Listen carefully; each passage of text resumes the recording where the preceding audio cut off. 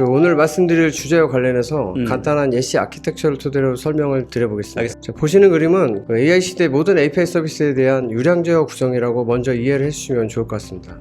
우선 업무단의 API 서비스들을 API 게이트웨이와 API 포털을 구성해서 외부 클라이언트 어플리케이션 측의 API 소비자들에게 중개 서비스를 구성하는 표현도 되어 있고, 추가적으로 API 트래픽 조절을 위해서 API 유량 제어 솔루션 영역이 구성되어 있는 모습도 볼 수가 있습니다. 네. AI 플랫폼 이용자나 내부의 그 AI 에이전트를 갖고 있는 사용자들이 내부의 LLM이나 외부의 LLM을 연동하기 위해서 토큰들을 사용하고 있는데, 네. 이때에도 API 게이트에서는 쿼터 정책을 제공하고 있는데요. 이 쿼터를 통해서 API 토큰을 사용량을 통제하는 그런 그림도 같이 포함된 그림입니다. 네. 이 구성들은 그 API 사용 시에 발생할 수 있는 트래픽 폭주 상황에 대비해서 유량되어 관점에서 좀 그렸다고 보시면 될 것 같습니다. 네.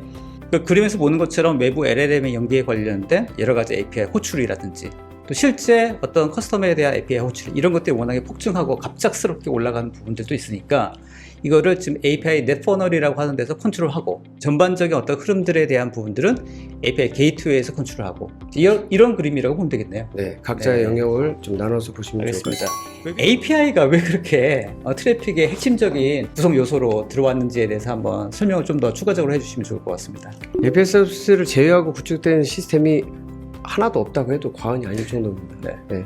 그래서 API 서비스들 때문에 이 중개하는 API 게이트들도 시스템 부하를 계속 증가에 대한 거를 감당해야 되는 네. 거죠. 앞으로 AI 에이전트 기반의 이제 호출량들을 감당한다면 10배, 100배라고 뭐 제가 감히 말씀드릴 네. 수는 없지만 비즈니스 계속 좋아지겠는데? 이런 시스템 부하 측면에서 한 4가지 흐름으로 좀 네. 나뉘어지는데, 네. 우선 외부 연계 확대 측면에서 제휴사나 기관, 모바일 채널들이 API 호출이 점점 늘어나고 있습니다. 그리고 내부 구조의 변화가 있는데, 이거는 뭐 MSA 기반으로 바꾼다든지 클라우드 시스템에서에 대한 어떤 API 증폭 서비스, API 서비스 연동들이 많이 늘어나고 있다. 네. 그리고 이제 운영 리스크적인 측면도 있는데, 네. 그렇게 호출량이 급증할 뿐만 아니라 제시도 횟수도 또 올라가고 있고, 그리고 그게 트래픽의 폭주에 또 영향이 있을 수도 있겠네요. 많은 영향을 미치죠. 그리고 서비스가 좋은 API들은 또 몰릴 수밖에 없어요. 특정 API의 병목 현상들이 또 생기고 있고, 그리고 또 다른 측면에서는 이제 장애 전파 측면이 있는데, 네. 한 지점의 장애가 전체 시스템에 또 확산되는 경향도 있어요.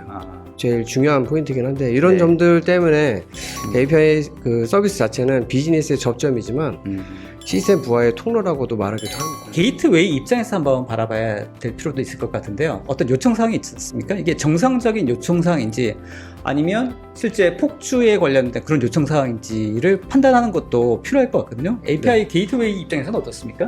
API 게이트 요청 앞에서 어떻게 보면 그냥 다 같은 요청인데요. 그렇지, 다 같은 요청이죠.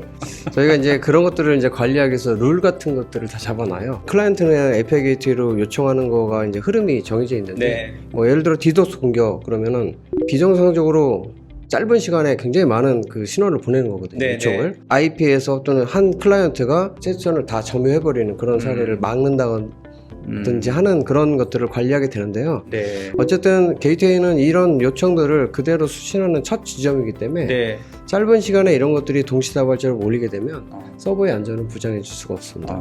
API 게이트 유량 제어는 그 정상 처리부터 비정상 요청까지 그 요구사항들을 다 대응해야 되는 거죠. 그러니까 기본적으로 API 게이트웨이가 정상적인 동작을 하게끔 만들어주기 위해서도 유량 제어가 반드시 필요한 거군요. 이러한 API 시스템 보호를 위해서 API 게이트는 일반적으로 크게 3가지 유량 제어 정책을 제공하고 있습니다. 네. 레이트 리미트, 처리율 제한을 설명을 드리면 초분단위로 호출 횟수를 제한해서 순간적으로 과다 호출하는 것을 억제하는 겁니다.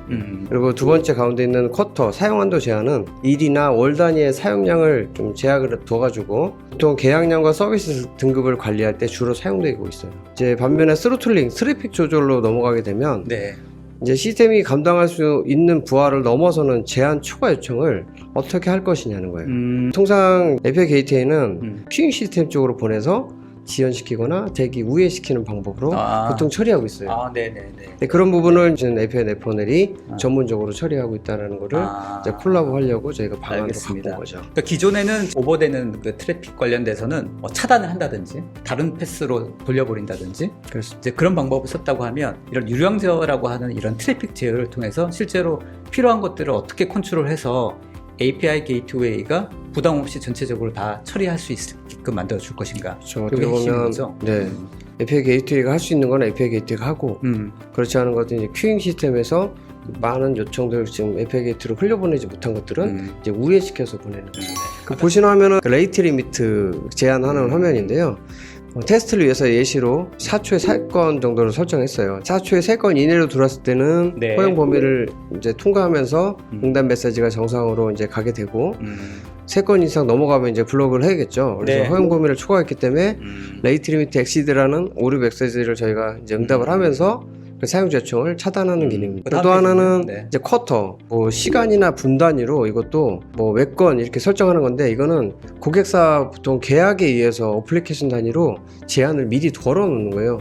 그래서 월에 뭐 예를 들면 100만 건을 넘어섰다 그러면 쿼터 엑시드라는 오류 메시지를 응답하는과 동시에 그 사용자는 더 이상 접속을 차단하게 되는 거죠. 기본적으로 API 게이트웨이를 단중화해서 구성하지는 않아요. 그래서 로드 밸런싱을 하기 위해서 이중화, 고가용성 기능으로 이제 보통 구축을 하는데 네. 동일한 요청을 한 번은 뭐 1번 서버로 한 번은 2번 서버로 자동으로 이렇게 네. 부하 분산을 할 수 있는 기능을 또 제공하기도 해요. API 게이트웨이가 하는 일이 많네요. 이런 기능들이 이제 인젠트 API 솔루션에서 모두 제공하고 있는 아. 기능이라고 보시면 되겠습니다. 이 부분도 굉장히 트래픽 제어에는 되게 중요한 부분일 것 같은데. 네, 지금까지는 뭐 유량 제어 역할로만 API 게이트웨이가 있는 걸로 좀 말씀을 드린 경우가 네. 있어서 네.